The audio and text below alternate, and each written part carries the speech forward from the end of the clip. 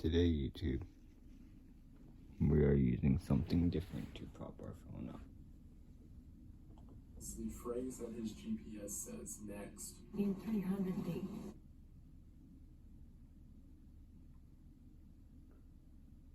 We need to find something short.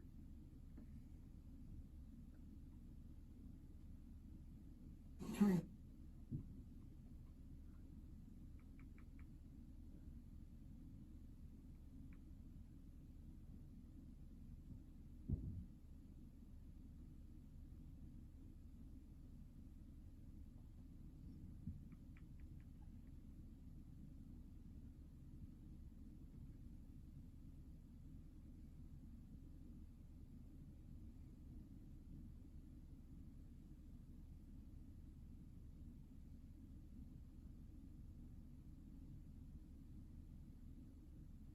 Let's do this one.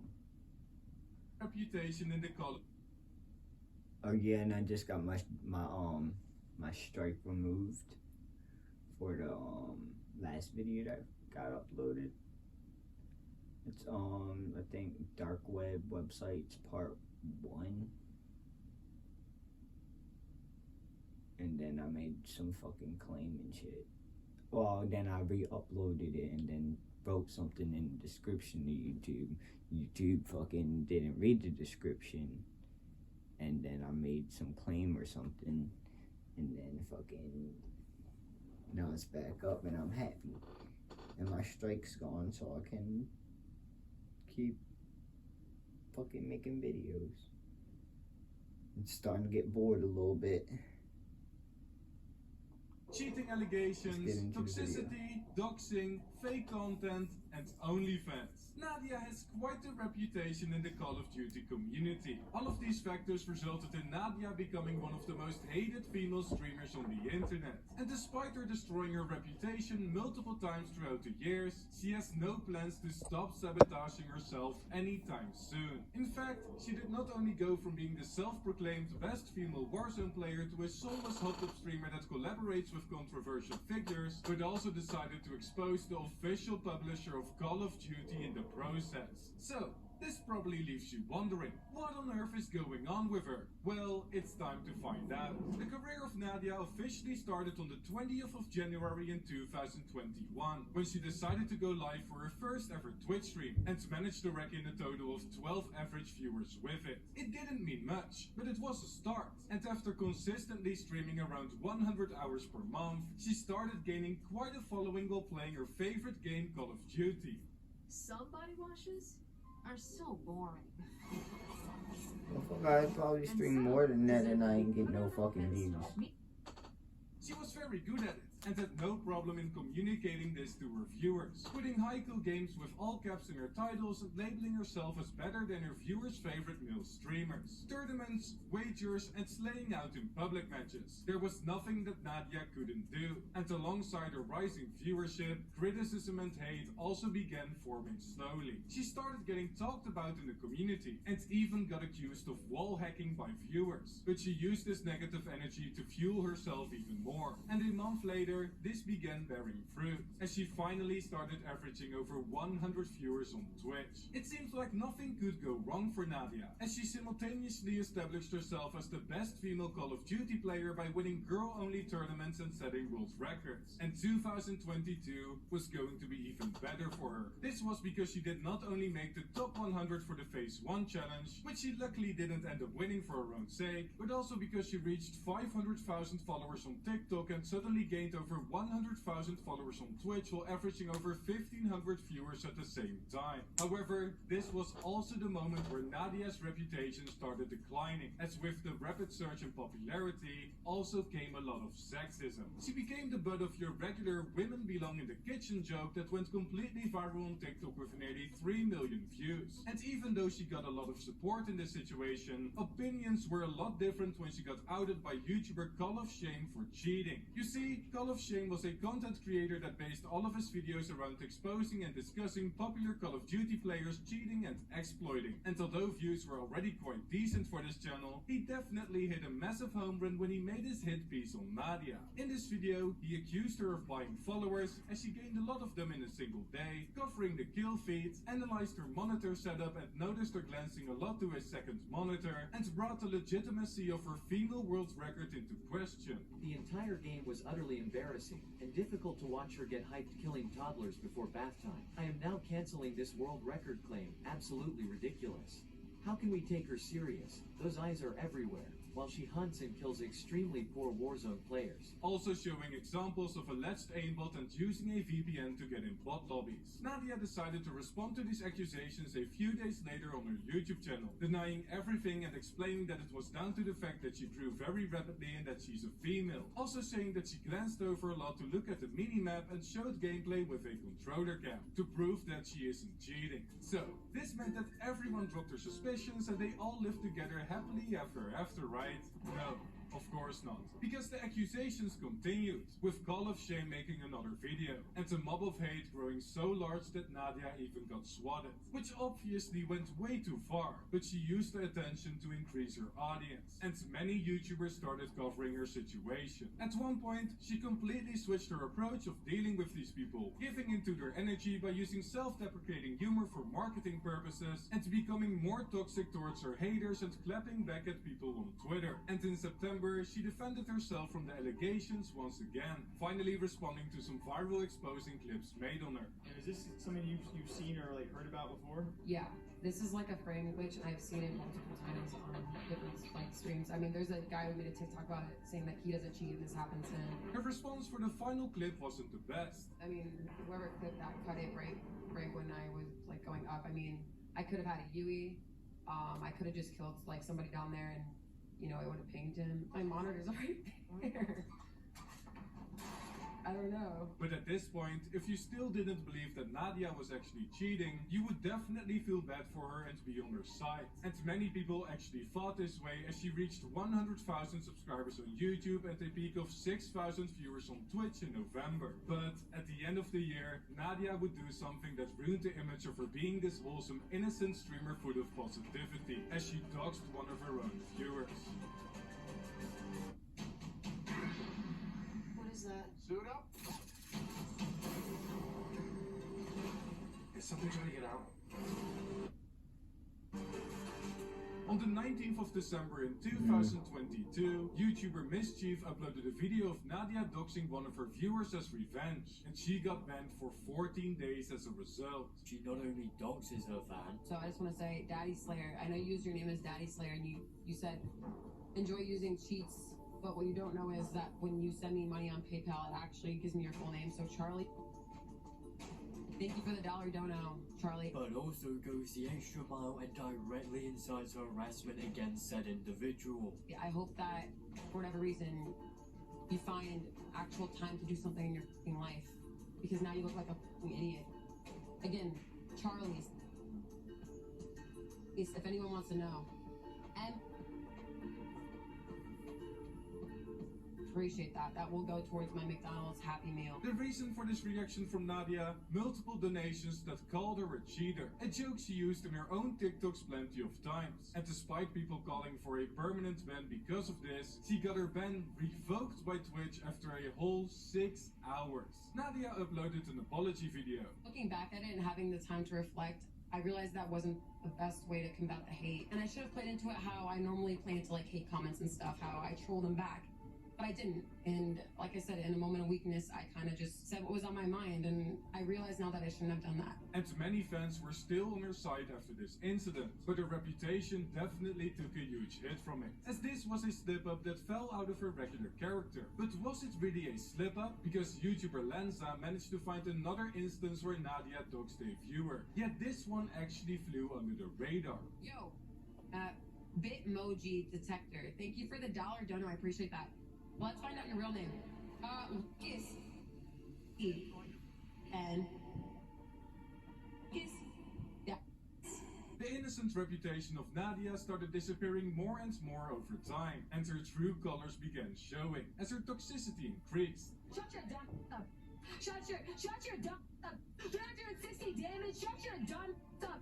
Which even led to her getting voice chat banned. However, this was just the beginning, as Nadia was slowly transitioning into the world of IRL streams and fabricated content. As she made vlogs with skits to utilize clickbait titles and thumbnails and collaborated with controversial streamers like Aiden Ross. It was a time where her Call of Duty streams also started losing relevancy, losing more than half of her viewers from the peak in November. And she also got sick of playing Warzone 2, which meant that she had to come up with a new content plan. Luckily for her, she experimented with this IRL content at the right time, as she could see a spike in viewership whenever she streamed it, and it resulted in her collaborating with Face Adept, Bryce Hall, Aircool, and even familiar faces on her channel like Neon and Daddy Longneck. Smash or Pass, Hot Tub streams, Truth or Spin the Wheel, and other low-effort IRL streams became the norm. But when everyone really started losing their mind and their respect for Nadia, is when she made her own Passes account. Now, like I explained in my Stalker video, the Passes platform can be used to simply just sell selfies of yourself, like in the situation of Ava Majuri. But Nadia had different plans for this website, and decided to treat it more like OnlyFans. Revealing and explicit pictures and videos of Nadia were now available, and it could all be yours for a modest $15, $59 or $90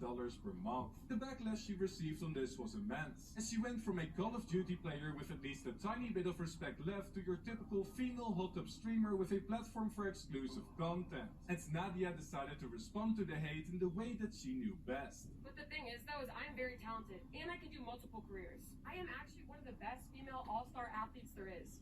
Now I'm about to show you why.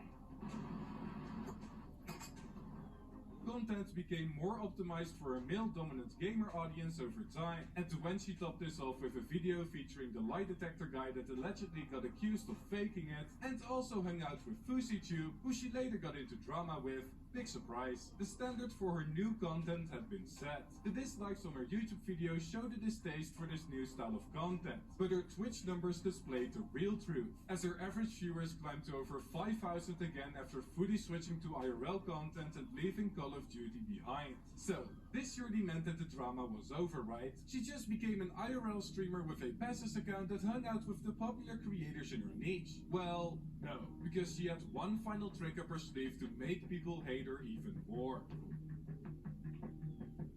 Despite all the controversy and hate that Nadia and her brand attracted, as she was also under fire for making an LGBTQ+ joke in a TikTok back in April, Activision and Call of Duty always had a good relationship with her, as she would frequently use her connections with the company to get them banned for certain things, get flown out to events, or even have players criticizing her get blocked from competitions. But when Nadia started becoming more of an IRL streamer that made explicit content, she failed to get an invite for the COD Next event from the company that once defended her. Now, COD Next is the first big public event where fans can see their favorite creators and players testing the new Call of Duty Modern Warfare 3 for the first time. And despite many popular influencers getting an invite for this event, Nadia didn't, and claimed that it was due to her posting bikini pictures on Twitter. In her exposing tweet, she dragged fellow Call of Duty creators into the situation, saying that double standards were in place when it came to Tfue, Aiden, Swag, and Lucky posting revealing pictures. Nadia later deleted her tweet, as even Jake Lucky, who was usually on her side, disagreed with her reasoning. But she didn't escape the pushback from the community, as everyone was cooking her in the replies. Nadia now not only had a large part of the Call of Duty community against her, but also potentially burned her bridge with Activision in the process. And she blamed every single controversy she has been a part of on simply being female. Sexism obviously exists at large in the gaming world, but when you use this card in situations where you get criticized for doxing viewers, insensitive jokes, or even jumping to conclusions on not getting invited for an event, your credibility will start to crumble, and it definitely added up to her terrible reputation on the internet nowadays. And if that wasn't enough, she now goes for the shock factor in entertainment by pulling off fake skits during her live streams, something that she learned from the expertise group of Aiden Ross and his friends. And although it's part of the current entertainment landscape, you have to wonder, if she truly wasn't cheating, why did she decide to leave her title of best female Warzone player behind and instead wanted to become another creator driven by shock value, attention and viewership. Well, money. She's simply just playing the same game everyone else is playing and realized the profitability of this content strategy when she played into her cheating allegations back in Call of Duty. So right now she's combining the power of her predominantly male following, appearance and acting skills to find success. And it's working. Now what do you think about this whole situation? Let me know in the comments down below. I hope you enjoyed the video, leave a like if you did and subscribe if you haven't already. It's much appreciated.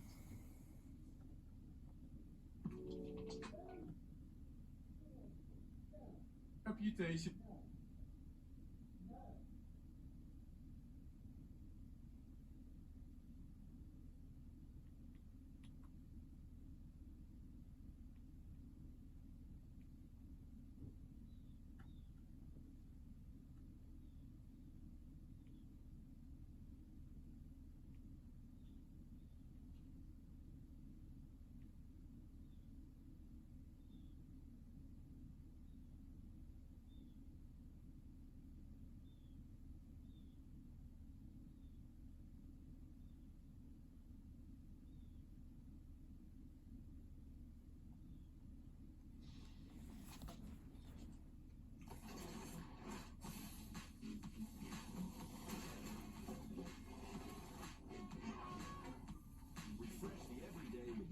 Go. Yes to fresh. Smells like lavender. Cleans like Clorox. Feels like tranquility. If there's a video game out there, no matter how small or obscure it is, you can bet someone has found a way to make cheats for it. While this is a scourge plaguing big online multiplayer games in particular, using cheats has become a surefire way to gain an audience on live streaming sites. All you have to do is figure out what cheat you want to use, pretend you have godlike skills, and watch as paying viewers come flooding in. But if you make a mistake, you're exposed for the entire world to see. And the internet is not kind to cheaters. With that said, let's dive into even more streamers and gamers embarrassingly exposed for cheating.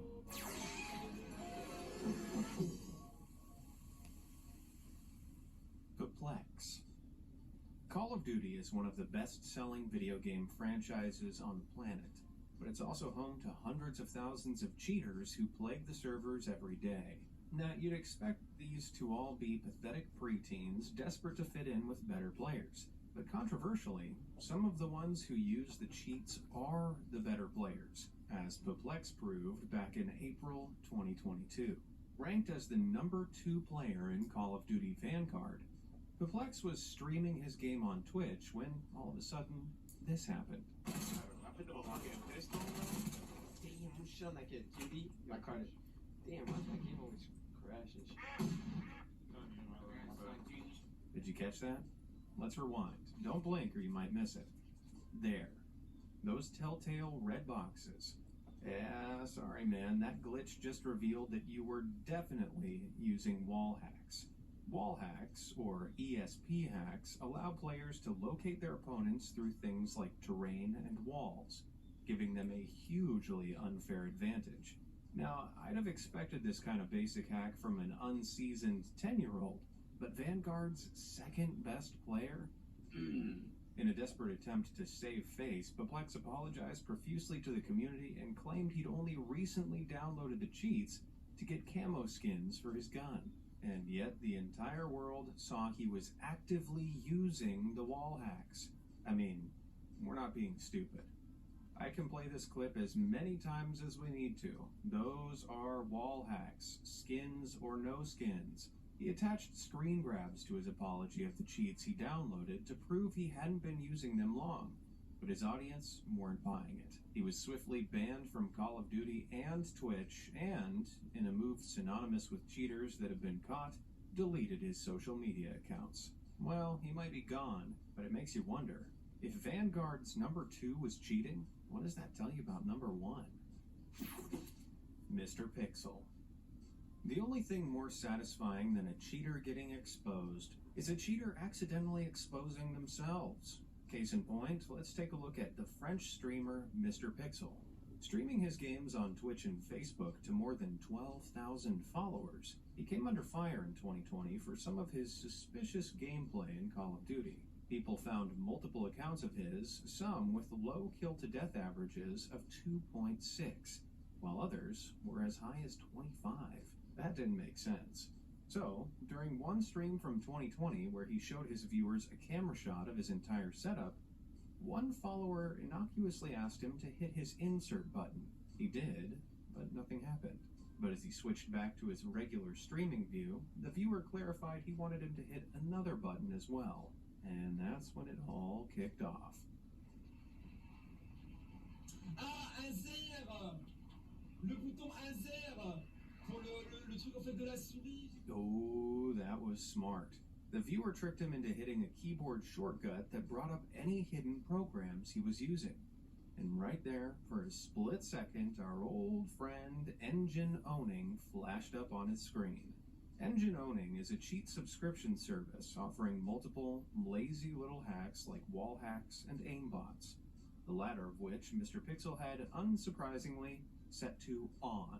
Suddenly, that 25 kill-to-death ratio makes much more sense. He tried his best to play on and explain it was just a glitch. Despite that being the worst excuse since Clara, Mr. Pixel still streams on Twitch to this day under the new alias of Tauntaun Pixel. Doesn't matter how many times you change your name, bud.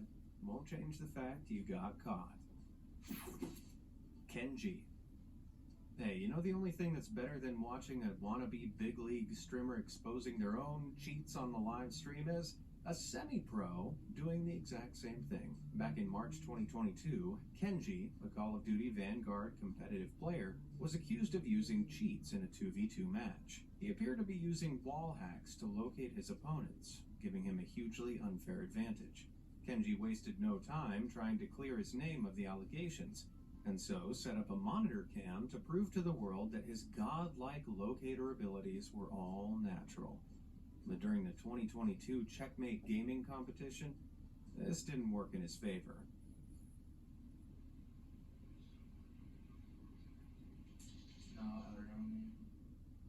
See those yellow boxes on his screen, highlighting his opponent's locations? Yeah, that's a textbook wall hack. I mean, the idiot streamed himself using hacks while trying to prove he wasn't using hacks. Man, the sheer lack of brain cells involved in this is just spectacular. Kenji clearly forgot the world could see him and slipped back into his old habits of using wall hacks to pretend he was good. He was immediately booted from Checkmate Gaming and quickly nuked his streaming accounts, along with all his social media. At least he remembered how to turn those off. Hopefully you won't need any wall hacks to see those like and subscribe buttons down below. Hit them up if you want to see more from this series. All done? Great. Now what have we got next? Davscar. Back in July 2021, Twitch Rivals kicked off, putting European streamers against one another in Call of Duty Warzone lobbies for a shot at a $75,000 prize pool. But once the game started, viewers noticed something unusual about the play of a Czech Twitch partner by the name of Davscar. Počkej mě. Jsou od tebe 20 metrů nebo 50. Jo, za mnou. Jo, viděl jsem. Poběž.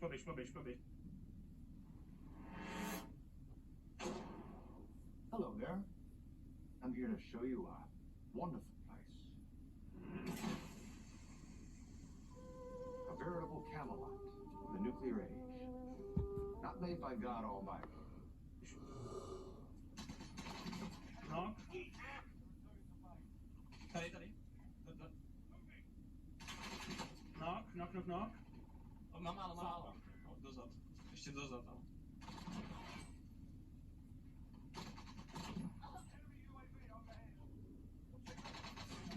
Knock.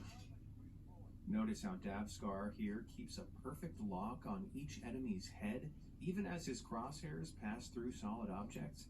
Yeah, that ain't right. Not to mention all the precise headshots he used to eliminate an entire team.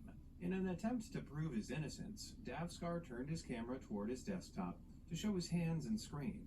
It seems he took this opportunity to turn off any hacks he had on, which became very clear very quickly.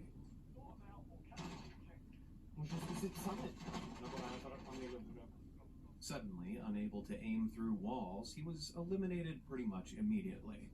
How embarrassing. But the community wasn't done there.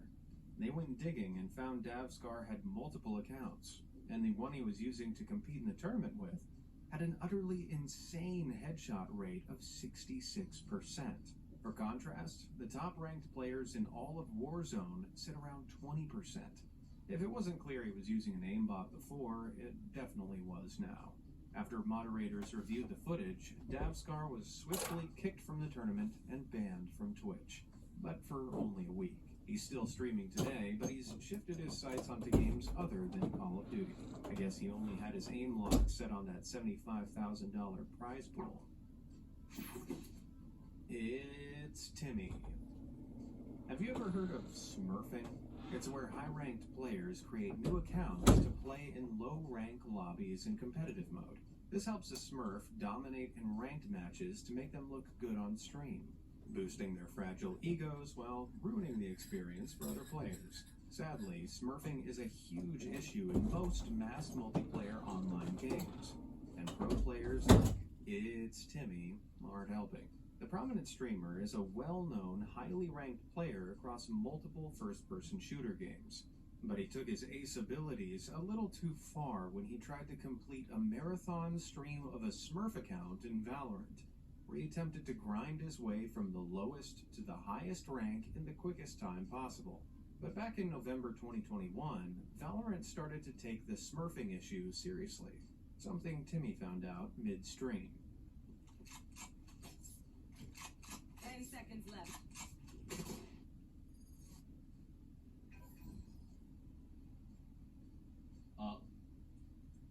What? Hello? Hello?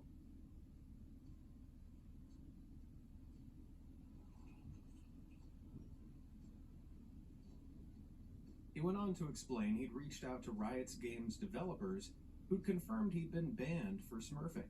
But his agency claimed he shouldn't be banned until after the run finished because marathoning like this was a gray area in the rulebook. An hour later, his account was back up and he began the grind again. So let me get this straight, Riot. It's not okay to smurf unless you're a big streamer pulling in big numbers, in which case you can do whatever you want. Yeah, I'm not a fan of that logic one bit. But what do you think about it? Let me know down in the comments. The good admin strikes back. When I say the good admin, I think most of you already know who I mean. Yep, we're pulling the spotlight back onto Camomo, the Rust admin who knows how to hilariously deal with cheaters causing havoc on his servers. Back at the end of 2021, Camomo caught a cheater who... Yeah, fuck that.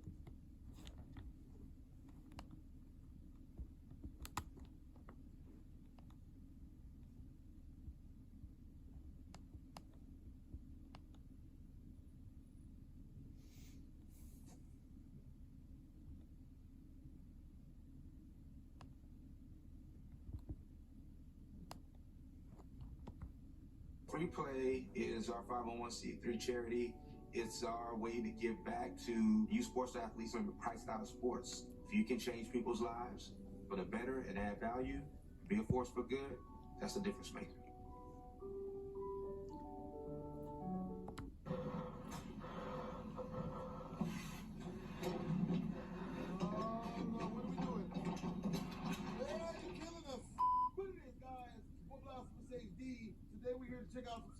You better be able to hear I ain't turning it up. This motherfucker likes to scream loud and shit. Let's watch this. Y'all already know I don't do scurry stuff, man. Especially not in the middle of the night. Some kind of invisible force violently grabs the waitress by her hair and pulls her backwards out of frame. Now, without a source, we don't... Pulled her by the back of her neck. Most horrifying of all, some kind of invisible force violently grabs the waitress by her hair and pulls her backwards out of frame.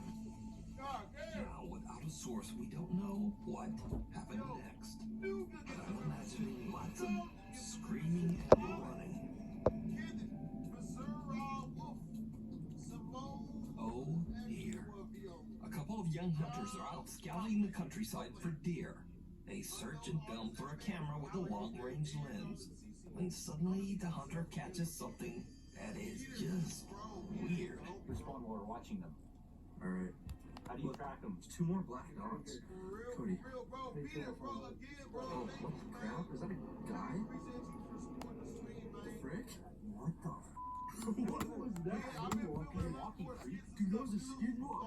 What? Follow him. I videoed it. Yeah, I mean, but I gotta get it over there. When I was 16, I lived with my parents in a normal home in the suburbs.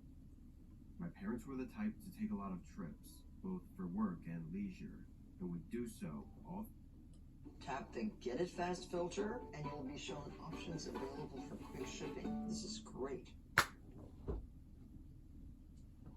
Fucker.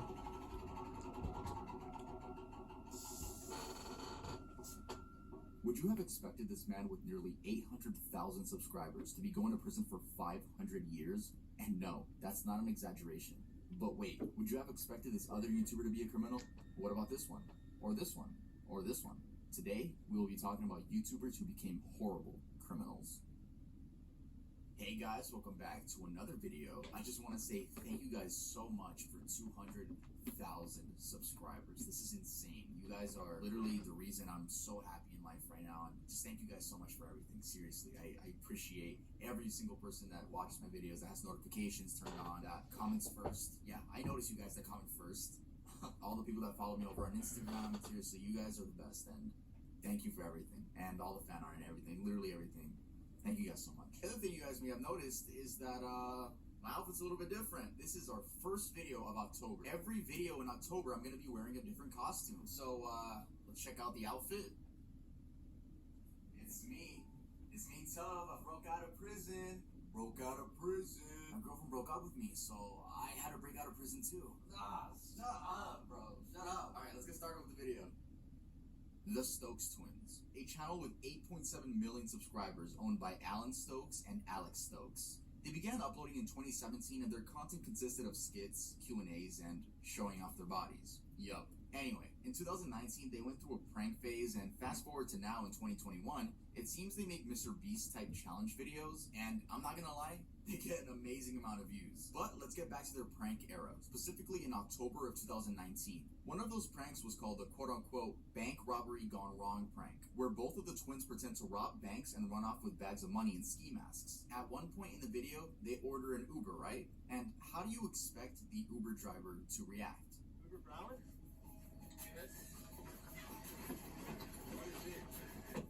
Our getaway driver just bailed on us. So, Is it, what is it? What is this? oh, we're going to like a costume party. Okay, can I just take these right? Just get out of my copies. Actually, Yes. no, we're gonna get caught. No, we can't do. This dude was scared to death and told him to get out of his car. Later in the video, we find out that the Uber driver actually had guns drawn at him by police because they thought he was a legitimate getaway driver. They later released him because, well, no shit, he was innocent. Remember when YouTubers would make their videos 10 minutes just to put extra ads in their videos? Well, you know, YouTube reduced that to 8 minutes now, but back in the day, yeah, it was 10 minutes, and I'm sure we all remember that. Anyway, in order to stretch their video to 10 minutes, these idiots included a clip of the police getting frustrated with them for thinking this was funny. Why would... Okay. But then, like, I guess the ski mask is kind of like, dude, think about what's going on nowadays. Think about it, man. You gotta be smart enough. You're lucky you didn't get guns drawn at you. You're absolutely lucky you didn't get guns drawn at you. Yeah, so after this prank was uploaded, they faced no consequences until August of 2020, almost an entire year later. The brothers were each charged with one felony count of false imprisonment affected by violence, menace, fraud, or deceit, as well as one misdemeanor count of falsely reporting an emergency, according to the Orange County District Attorney's Office. Here's another fun fact. So you know when the police called them out for being idiots at the end of their video? Well, that was just a warning. They just got a warning. It was not like they did not get a charge or anything. But these idiots later went to a real bank and filmed the prank again after the warning. I mean, they were lucky they weren't arrested first go, but they got a chance and they fucked it up again. Also, this is their horrible reaction to their Uber driver almost being killed. no. So there was an Uber. I called an Uber driver, right? And we both got in the car. And then the like people like saw us get in the car with like the ski mask and everything on. And then the Uber driver kicked us out of the car. 1 minute later, there were like 10 cop cars that pulled out like guns on him. Like they were like rifles. They thought he was a getaway driver. So he had like 15 guns like put on. He's like, I'm not even a part of this. So like, yeah, poor guy. So now, the most recent part of the story is from April of this year. The Stokes twins plead guilty to the crimes committed in the video. A judge in California sentenced the twins to community service and a year's probation for a misdemeanor. They could have faced up to 5 years in prison for the pranks. So, they're not going to prison. They're just doing a little community service, and, you know, if it were up to me, man, you kind of messed up when you did it again. Alright, you know what? Let's move on to the next person.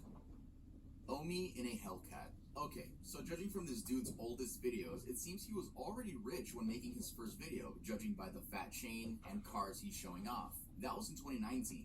Fast forward to 2021, and he's still doing the same thing. We'll just call him a rich vlogger. Anyway, I look... I'm gonna end the video here for now. I'm tired and I have a headache.